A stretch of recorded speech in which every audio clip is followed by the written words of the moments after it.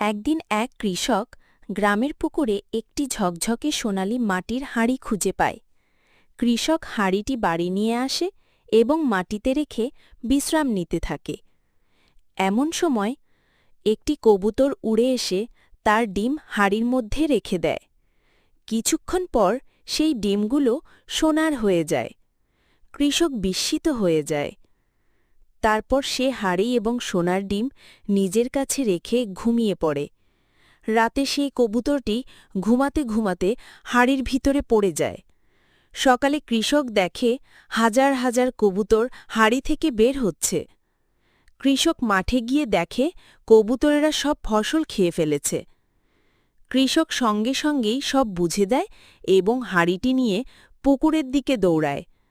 সে হাঁড়িটি পুকুরে ফেলে দেয় এবং সবকিছু আগের মতো হয়ে যায়। তবুও কৃষক কাঁদতে